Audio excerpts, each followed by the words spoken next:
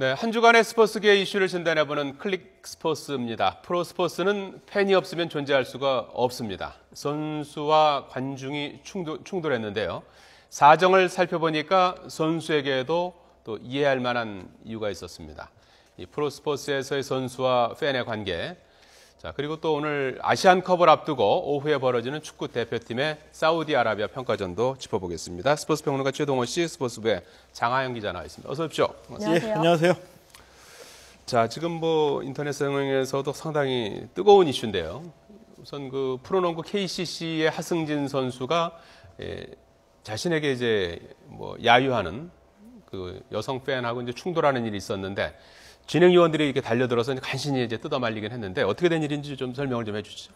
네, 그 새해 첫날 열렸던 KCC와 삼성전에서 그 하승진 선수가 리오 라이온스 선수의 그 팔꿈치에 맞아서 코뼈가 부러지는 부상을 당했습니다. 예. 이 과정에서 이제 응급처치를 받고 퇴장을 하는 중이었는데 여기서 이제 한 관중이 지금 화면에는 이제 경기 진행 중에 다른 공을 갖지 않은 상태에서 네, 이제 저 수비하고 코를 지금 맞는 장면이고요. 2m 21cm죠, 하승진 선수? 네, 근데 그렇습니다. 코를 맞았군요.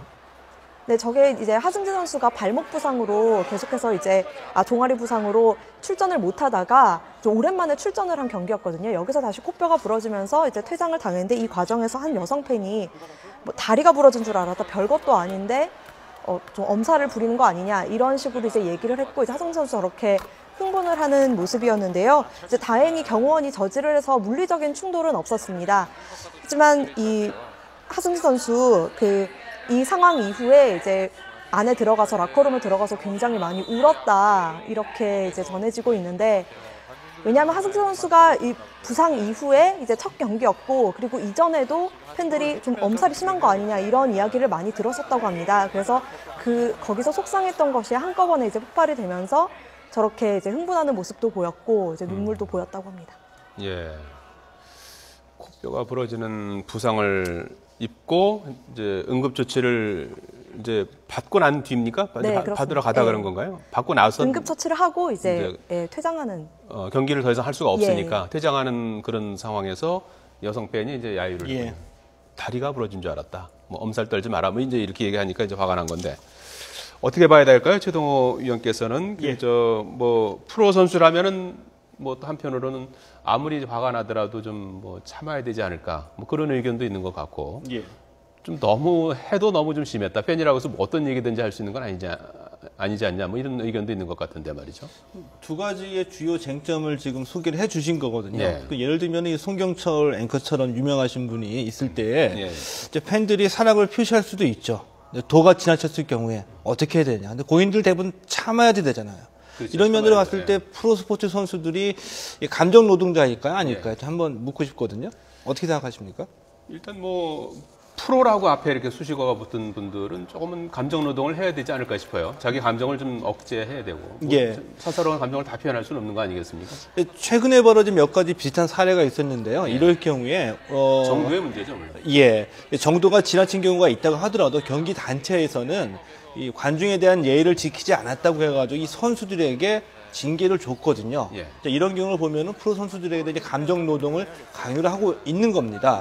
자, 그런데 제가 말씀드리고 싶은 것은 이런 이 관중과 선수들의 충돌이 있을 때마다 우리들의 관심이 관중이 잘못했다 또는 선수가 좀 더 참아야지 된다. 이 선수가 징계를 받았다 안 받았다 여기 이제 머물러 있는데 조금 우리가 좀 이 시야를 넓혀서 봤을 때에는 이 경기장이 단순히 경기만 하는 곳이 아니라 일종의 이 문화 공간이라고도 볼 수가 있거든요.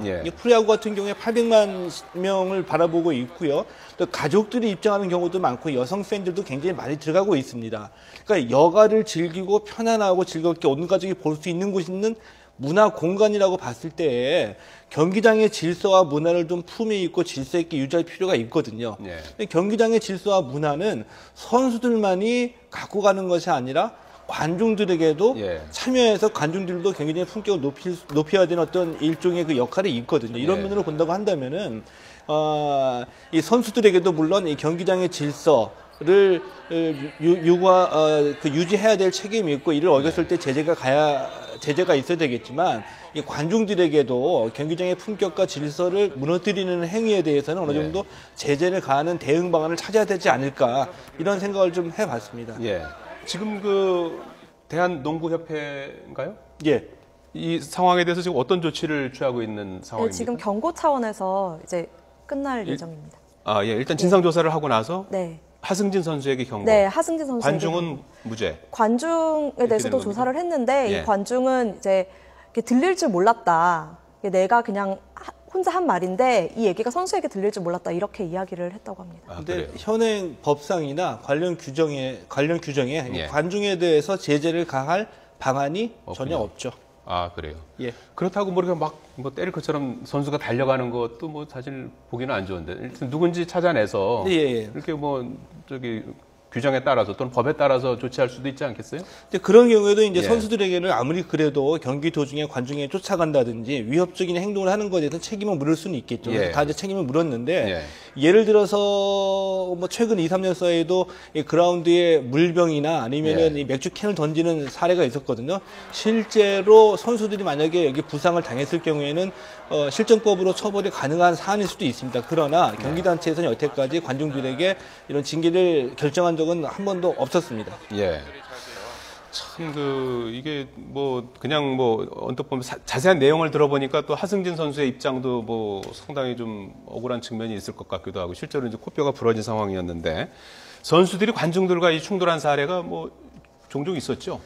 네, 가장 유명한 최근 사례는 지난 2007년에 안정환 선수와 한 그 축구 여성 팬이 시비가 붙은 사건일 텐데요.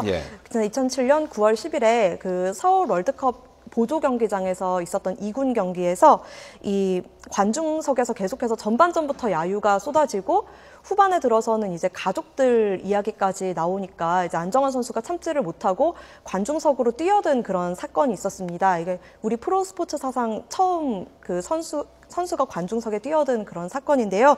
이때 이제 물리적 충돌이 없었음에도 불구하고 이제 1,000만 원, 선수에게 1,000만 원 징계가 내려졌고요. 그리고 지난 1999년에 이 호세 선수가 지금 나오는 장면인데요. 관중석으로 방망이를 집어던진 그런 사건이 있었습니다. 그 삼성과의 플레이오프 7차전에서 있었던 일인데 이때도 관중석에서 먼저 시비를 걸어왔는데요. 이 호세 선수가 6회 홈런을 치고 이제 돌아서 오는데 그 관중석에서 이제 맥주캔이 날아와서 맞을 뻔했습니다. 그러니까 이제 호세 선수가 더우것에 들어가서 참지 못하고 방망이를 이제 날린 적이 있습니다. 이때 호세 선수는 300만 원 벌금에 10경기 출장 정지가 됐었습니다. 해외에서도 또 이런 사례가 있는데요. 미국에서는 이제 미국 NBA에서 지난 2004년에 론 아테스트 선수가 상대 관중과 난투극을 벌인 그런 장면이 있었습니다. 지금 나오고 있는데요. 이제 이 선수가 당시에 이때도 관중석에서 먼저 물컵이 날아왔다고 해요. 그래서 이 선수가 관중석에 뛰어들어서 이렇게 주먹질을 했는데 남은 시즌 73경기를 모두 뛰지 못하는 중징계를 받았습니다. 대체로 관중은 뭐 처벌받지 않고 선수들이 되게 이제 그 처벌을 받는 그런 게 많았군요. 네, 보통 이제 언어로 하기 때문에 이 사람들을 현행법으로 할 수 있는 그런 게 없습니다. 지금 앞서 그 최동호 위원께서 이제 경기장 내에 있는 그 뭐 이런 일들을 보니까 아직까지 뭐 이제 관중을 뭐 처벌할 한 뭐 사례 같은 것들은 이제 별로 없는 것 같고 뭐 그런 규정도 이제 없는 그런 상황인데 전체적으로 좀 그렇다고 뭐 관중들한테 또 뭐 위축되게 응원을 하면은 약간은 좀 이렇게 좀 여러 가지 표현이나 이런 것들이 저희도 이제 해봐서 그럴 수도 있죠. 뭐 이렇게 막 놀리기도 하고 뭐 이게 뭐 응원 문화가 조금 약간 그런 게 있지 않습니까? 그런 것이 조금 이제 도가 지나치면 이제 선수들이 이제 흥분하고 이러는 건데 어떻게 좀 이런 부분들은 서로 좀 이렇게 절충을 할 부분이 없을까요? 우리가 참고할 만한 사항은 있다고 봅니다. 그러니까 이 극성 팬들이 사실 뭐 우리보다도 유럽에서는 축구 같은 경우에 폭력까지 휘두르는 이른바 훌리건들이 많이 있지 않습니까? 여기에 대한 대처 방향으로 이 경기장에서 심각한 폭력 행위나 경기 진행에 방해하는 팬들은 블랙리스트를 작성해서 이 구단에서 자체적으로 이 출입을 금지시키는 거거든요. 근데 경기장에서 영원히 이제 퇴출시키는 겁니다. 그러니까 우리가 흔히 이제 블랙 컨슈머라고 이 예. 악성 민원을 일삼는 소비자들을 블랙 컨슈머라고 하지 않습니까? 예. 기업에서도 이제는 이 블랙 컨슈머에 적극적으로 대처를 하고 있는데, 이 물병을 던지거나 예. 이 가족들의 관계에서 선수들의 가족들에 대한 욕설을 하거나 예. 이런 행위를 하시는 분들은 스포츠계의 블랙 컨슈머라고 볼 수도 있는데, 이제는 예. 우리가 좀 적극적으로 대응을 해야지 된다.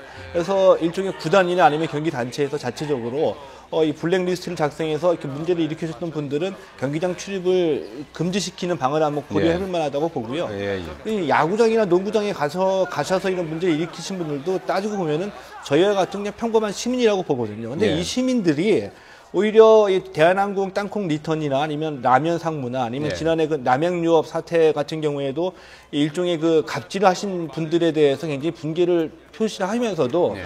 이제 그들 스스로도 우월적 지위에 있다고 생각하는 경우에는 또 좀 약하신 분들에게 이렇게 쉽게 자기 감정 표출을 하는 경우도 많이 있거든요. 예. 그러니까 우리 모두가 이 갑질에 대한 어떤 그 반감을 갖고 있으면서 또 우리 스스로 또 갑질하고 있는 것이 아닌지 너무 쉽게 이런 것들도 한번 생각해 볼 어떤 그 중요한 사건이라고 예. 생각합니다. 덧붙여서 뭐 선수가 직접 이렇게 관중을 상대로 이렇게 행동을 취하고 이러는 것들도 좀 자제했으면 좋겠어요. 그러는 것도 예. 당연히 자제해야 되겠죠. 예. 당연히 자제하는데 여태까지 벌어진 사건들의 단초는 예. 관중 쪽에서 먼저 제공했다고 보는 게 맞겠죠.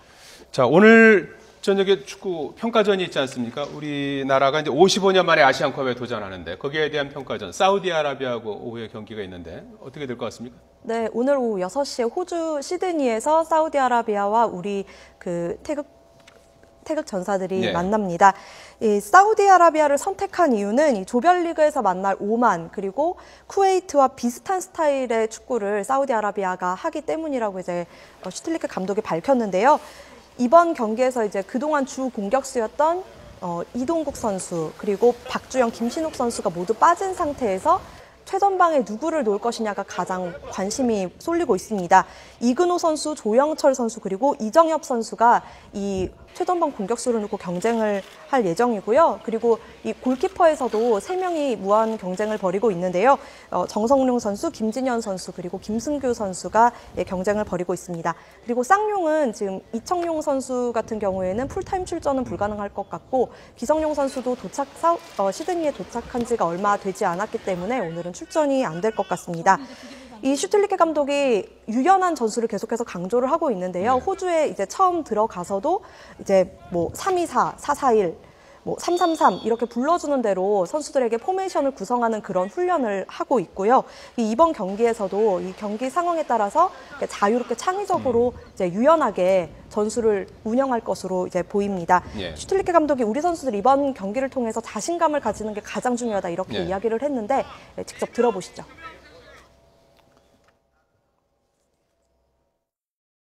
Lo más importante de mañana es salir con un buen sentimiento después del partido porque estamos delante del principio de la Copa de Asia y sabemos que con un buen resultado y una buena manera de jugar nos puede dar mucha confianza para esta competición.